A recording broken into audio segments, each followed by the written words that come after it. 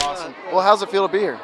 Feels great to be here. I've been saying all along that, with Elizabeth hosting it, she feels like she won a lottery as a fan to host the K-Love Awards. I mean, because our whole family's a big fan of K-Love and all these artists and stuff. So we're pumped to be here. Favorite band?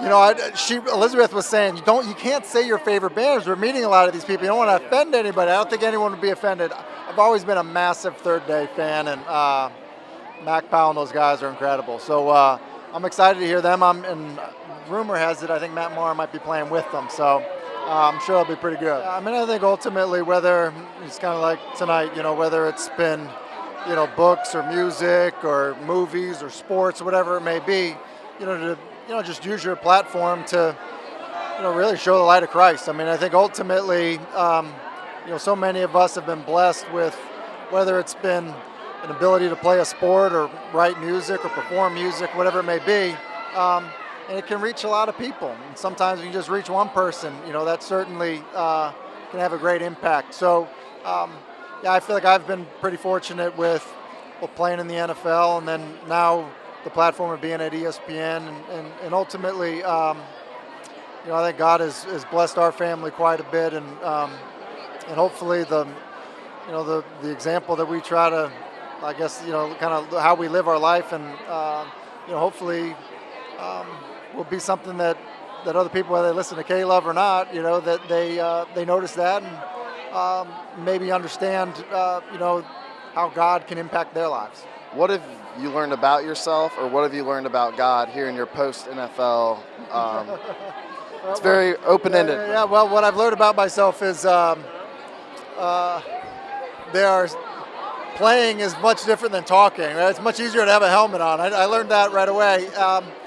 But I think what I learned about myself is that whether it's been worry or whether it's been, the fear of when I feel like I can't do it all by myself, I realize I can't do it all by myself, and I never have been able to do it all by myself. And so I think just trusting in God and trusting that really the plan that whether He has for me with the platform that I have or that Elizabeth has, really our family in general, that He's really put us in remarkable situations, and if we trust in Him, then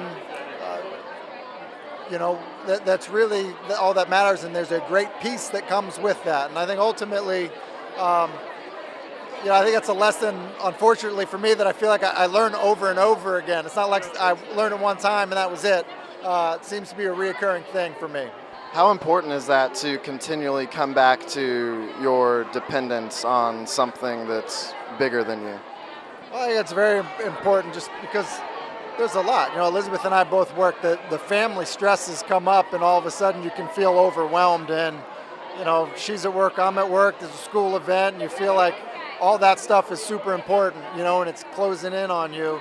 But ultimately, that's not what matters. And so I think between realizing that yourself, as well as having a community around you that kind of helps pull you out of that as well, is super important. Yeah, you know what I mean. I said earlier, we're so pumped to be here with so many God-loving, amazingly creative and talented people, and it's pretty cool. There's not many things that you can go and just truly enjoy as an entire family. That's really special about this weekend. How many kids do you have? We have 3 kids here, ages 10, 7, and 5, and they're going to have as much fun as we're having, I think. What have you guys been doing this weekend? So we did a kickoff concert, met some great artists. Jamie Grace walking right behind us. Our entire family loves her. So, Toby Mack, Chris Tomlin, everybody's been really cool.